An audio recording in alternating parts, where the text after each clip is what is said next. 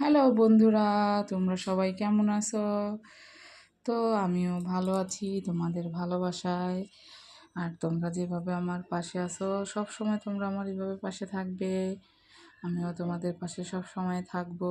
তো চলো, এত সুন্দর আজকে ভিন্ন স্বাদের ডিমের ঝোলের রেসিপি করেছি। সিম আলু দিয়ে আজকে ডিমের ঝোলের রেসিপি করেছি। তো কী কী নিয়েছি দেখে নাও। আমি ডিম সিদ্ধ করে নিয়েছি, পেঁয়াজ কুচি করে নিয়েছি, তারপরে আলু ডো করে নিয়েছি, আর হচ্ছে সিমগুলো নিয়ে নিয়েছি। তো এখানে আমি কড়াতে তেল গরম দিতে দিয়েছি।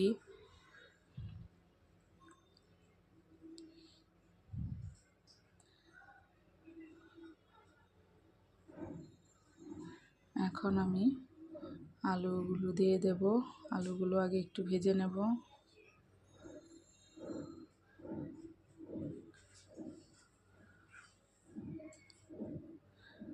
আলুগুলো আগে একটু ভেজে নেব।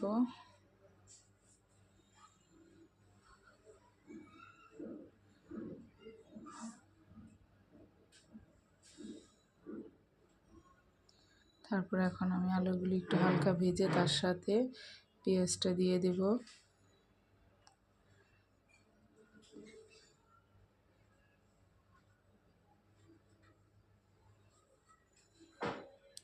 পেঁয়াজগুলো ভেজে নেব কিছুটা।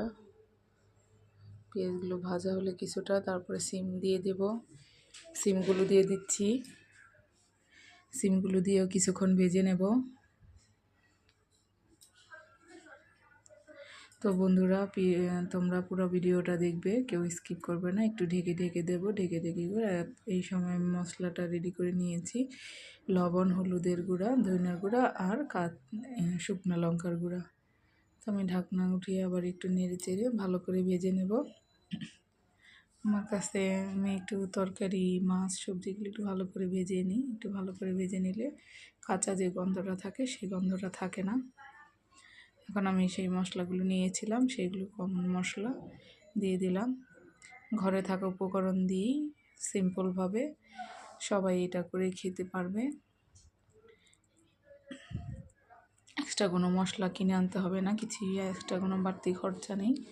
তারপরেও এইভাবে যদি রান্না করো তোমরা, দেখবে খেতে খুবই দুর্দান্ত, অনেক ভালো লাগে খেতে। খুবই টেস্ট হয়েছিল সিম আলুর দিয়ে ডিমের ঝোলটা। তোমরা সবাই একবার হলেও করে খেয়ে দেখো, দেখবে খুব ভালো লাগবে।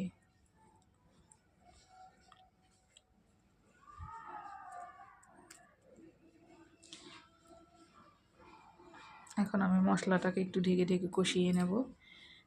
মশলাটাও একটু ভালো করে কষানোর ব্যাপার আছে। মশলাটাও একটু সময় নিয়ে ভালো করে কষিয়ে নেবে, দেখবে তরকারির স্বাদটাই অন্যরকম হয়েছে।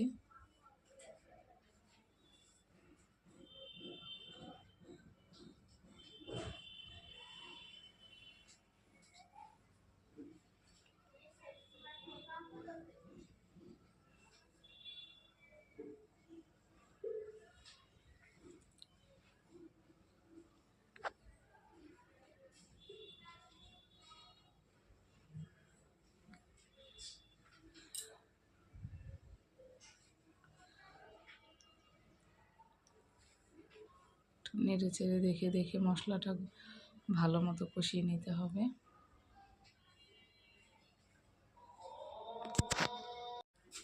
তো ডিম দিয়ে দিলাম, মানে আজকে অন্য রকমের ডিমের রেসিপি করেছি, তার জন্য আমি ডিমটা ভেজে নিইনি। ডিমটাকে আমি সিদ্ধ করে শুধু এখন মশলার সাথে ভালো করে কষিয়ে নেব। এখন আবার কিছুক্ষণ মশলার সাথে ভালোভাবে ডিমটা কষিয়ে নেব, তাহলেই হবে। এটা হচ্ছে আজকে ভিন্ন ধরনের আর কি, নিজের নিজের থেকে আমি আজকে এইভাবে রান্না করলাম আর কি,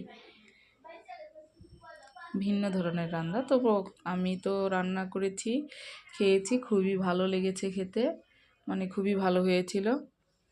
এভাবে তোমরা একবার রান্না করো, তাহলে দেখবে তোমাদেরও ভালো লাগবে। তো আমি পরিমাণ মতো জল দিয়ে দিয়েছি ঝোল করার জন্য। ঝোলটাও খানিকক্ষণ আমি বেশ খানিকক্ষণ জাল করে নেব, কারণ জল দিয়ে যতক্ষণ বেশি জাল করবে তরকারির স্বাদটা তত বেশি হবে। না হলে দেখা যায় জল পানছে পানছে, মানে জলটা কেমন যেন পানছে পানছে লাগে। তো ভালো করে একটু জাল করে নেব। জাল করে নেওয়ার পরে এখানে আমি ধইনা পাতাটা কাইটা রাখতে ভুলে গেছিলাম। তো এর জন্য আমি আবার কাটার ব্যবহার করি, কেচি ব্যবহার করি রান্নার কাজে। আমি মাছও কাটি কেচি দিয়ে। তো এর জন্য এখন ধনিয়া পাতাটা কাইটা দিতেছি। বেশ খানিকটা ধনিয়া পাতা, আমি অল্প ধনিয়া পাতা তরকারিতে দেওয়া পছন্দ করি না। বেশ খানিকটা ধনিয়া পাতা না দিলে আমার মজা লাগে না। তো আমি বেশ খানিকটা ধনিয়া পাতা দিয়ে দিলাম।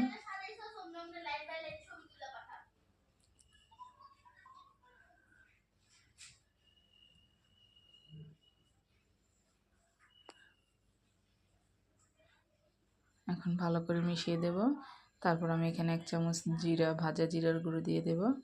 নামানোর আগে ভাজা জিরার গুঁড়োটা দিলে ঘ্রাণটাও সুন্দর থাকে আর তরকারির টেস্টটাও ভালো হয়। এর জন্য আমি জিরাটা দিয়ে এখন আমি তরকারিটা হয়ে গেছে, তো জিরাটা ভালো করে মিশিয়ে দেব। দেওয়ার পরে ডিমটা একটু ভেঙে গেল, ডিমটা উঠিয়ে রেখে নিই, নাহলে কুসুমটা মিশে যাবে, ভালো লাগবে না। এখন আমি একটু নেড়ে দিয়ে ডিমটা উঠিয়ে রাখবো। একটা ডিম একটু ভেঙে গেছে।